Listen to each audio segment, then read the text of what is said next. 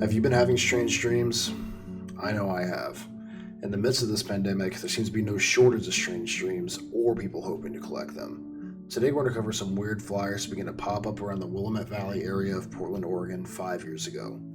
These flyers, found posted on telephone poles, buildings, and billboards, all read the following. Have you been having strange dreams? The Willamette Valley Dream Survey is investigating a recent spike in bizarre, unexplainable dreams. If you've been experiencing any unusual dream activity, you can help by reporting a summary. Please call 971-258-1465 with a description of your dream. Let's call that number.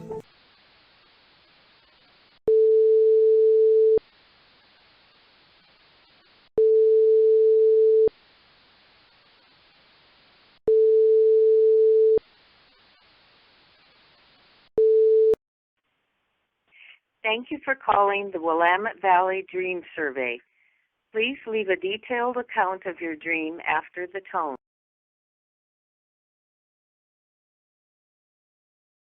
A quick Google search finds no other reference to the Dream Survey apart from one previous affiliation.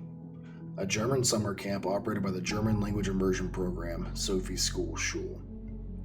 Visiting the Sophie School Schule website shows what appears to be a summer camp that focuses solely on the teaching of the German language, with the primary office located in Berlin, Germany, and a stateside option located in Beaverton, Oregon, roughly 12 miles from Portland and 26 miles away from Happy Valley, Oregon. After viewing the initial Reddit post, School Director Lynn Rees said that the number was a previous Google phone account that the school no longer uses and is no longer active. Lynn also went on record saying in an email, "I can see why you're checking into this. That's one weird poster." So what is the Willamette Valley Dream Survey? Is it just a really clever ad campaign, or could it be an author struggling with the worst case of writer's block I've ever seen? Well, as of recording, there's no proof that the culprit behind the original posters was ever found.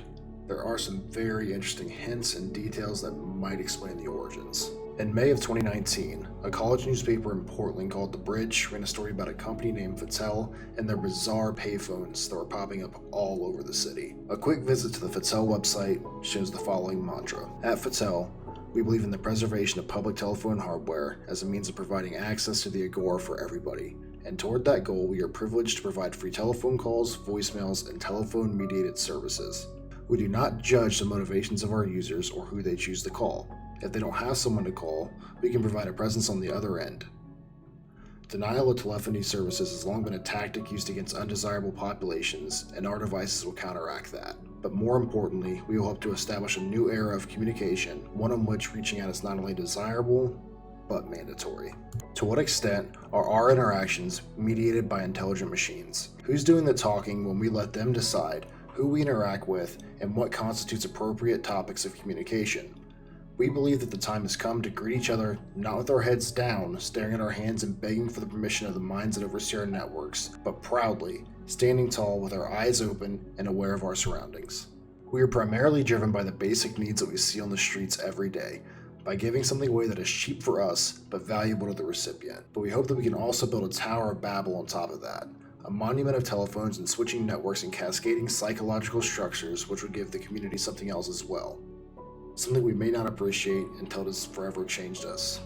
In May of this year, Rory Elliott with The Bridge set out on an adventure to find all the Fattel phones in Portland. And what they found and reported at the time were payphones acting as radio towers and broadcasting analog potential all over the city. Elliott wrote the following.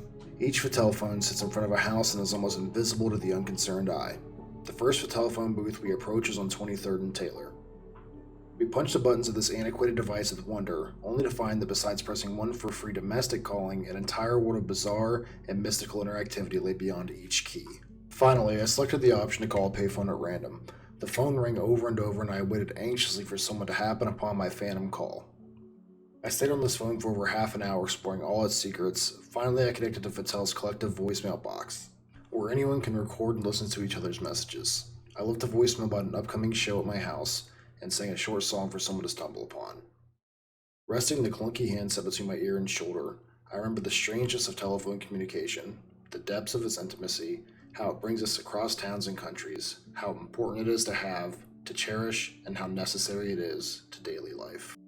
So I couldn't just sit on the sidelines and not see one of these Fattel phones. So I got some friends together and we decided to go all the way up to Detroit, Michigan, which is 153 miles from my house, just to see one of these payphones, to feel it, to know that it exists. And as we got closer, there was this weird feeling of excitement and nervousness because we really didn't believe that these phones existed. We thought maybe it was a good internet meme, a story, an art project, or whatever. But when we saw it and held it in our hands, we knew that this was something odd and it was something different. And I want to put it out there that the area of Detroit that we were in was the highest rated crime area that we saw online. And unfortunately, we couldn't get as much footage as we wanted, and the audio on my camera was terrible. We do plan to go back next week, so keep an eye out for that video. So we get there, and we get to get our first hands-on with the phone. Like I just said, the audio was terrible, so I'm going to go ahead and put in the menu that we found online that's basically identical, with the exception of the one in Detroit did mention the ability to call an American concentration camp. Welcome to Fattel. For the mayor, press 1. To apologize, press 2.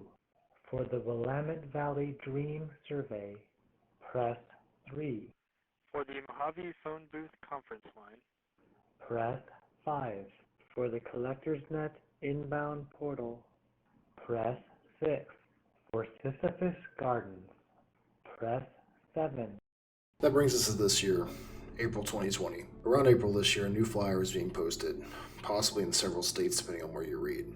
The flyer is very similar to the first, but this one's labeled Happy Valley Dream Survey and features a new phone number, 725-333-9067, as well as an email address, happyvalleydreamsurvey@gmail.com. You know we gotta call that number. Please leave a detailed description of your dream at the tone. Happy Valley is what the locals call Utah County, which is one of the most populated areas of the state, and it's also the nickname for the State College area of Pennsylvania. And there's also Happy Valley, Oregon, so we can kind of get the theme here. Googling this number leaves you nowhere apart from, it shows you that the phone number is associated in Las Vegas, which again kind of leaves us high and dry. Jump to late July 2020. A new post on Reddit by user SJ Lava posted this picture that he found in Kingston, Ontario. Just like the first two flyers, this one opens up with the same question. Have you been having strange dreams? The major differences, of course, are the new phone number, the mention of COVID-19, and the cicada in the bottom right-hand corner. I did some digging and something did catch my eye.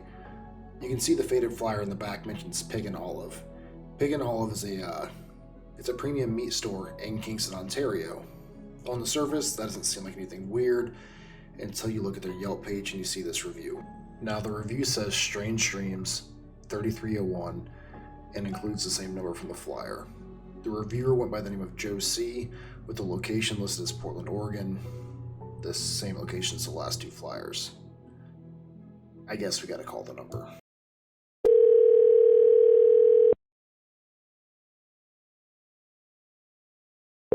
Please leave a detailed description of your dream at the tone. Now, 3301 and Cicada, that's an obvious link to the Cicada 3301 group, but that's a story for another video. The questions that I want answered are simple. Who's putting up these flyers? Why are they putting them up? Will we see any more before the year's up? Is there an actual link to September 5th, like other videos have claimed? I don't know the answers to these questions, so if anyone has any other ideas, please let me know your guys' thoughts down in the comments below. And I think we're just gonna have to add this to the ever-growing list of Tales from the Dark.